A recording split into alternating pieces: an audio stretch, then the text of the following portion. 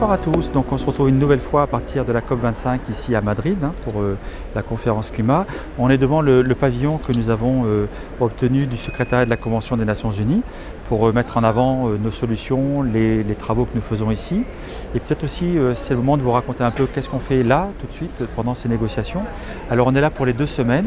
On a réalisé entre autres pour la francophonie le guide des négociations climat que nous avons déjà présenté dans plusieurs instances, à une journée de présentation pour les négociateurs francophones, mais aussi dans différents moments de rencontres avec des négociateurs francophones et anglophones.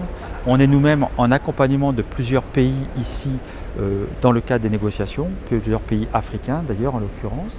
On a eu aussi l'occasion déjà de faire un événement sur la territorialisation des contributions déterminées au niveau national dont je vous ai parlé hier. Ces grands enjeux qui revêtent toutes les stratégies nationales que doivent mettre en place les pays, qu'ils soient développés ou en développement, dans le cadre de la mise en place de l'accord de Paris, de la mise en œuvre. On a eu aussi, on vient de terminer, c'est pour ça que les couloirs sont un peu vides, parce qu'évidemment il n'y a plus que les négociateurs qui restent ici.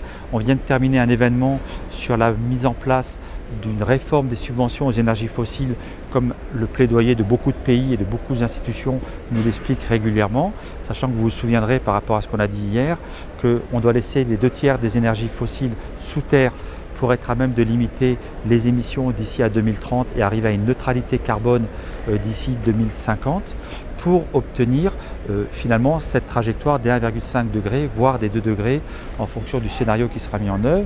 On a eu aussi ce matin un point de décryptage des négociations à l'attention des négociateurs climat.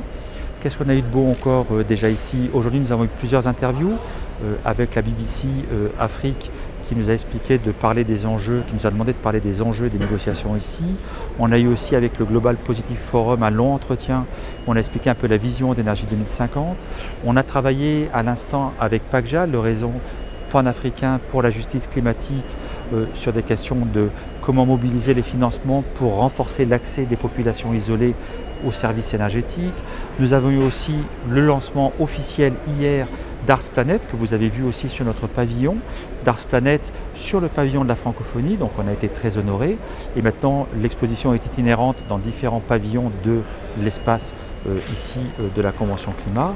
Enfin, nous avons eu aussi hier, le premier jour, un autre side event officiel sous couvert du secrétariat de la Convention cadre des Nations Unies sur le changement climatique, sur les migrations environnementales et le lien avec les stratégies d'adaptation. Et là, Énergie 2050 a apporté à nouveau sa contribution pour expliquer les opportunités de solutions, non pas pour j'ai envie de dire, accompagner le déplacement, mais plutôt pour faire en sorte qu'un co-développement positif puisse permettre aux populations de rester chez elles. Donc vous voyez que c'est un programme riche. Demain, nous en avons encore un autre sur le rôle des gouvernements locaux dans la mise en œuvre de l'accord de Paris, plus une foule d'autres événements que nous vous invitons à suivre sur notre Twitter, Facebook et aussi sur notre bulletin que nous allons diffuser dans les prochaines heures, qui fera une récapitulative de ce qui s'est passé sur les premiers jours et de ce qui va être proposé ici à Madrid sur la prochaine semaine.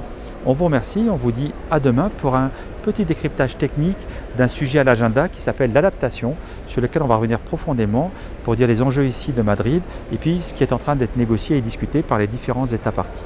Merci, bonsoir et à demain.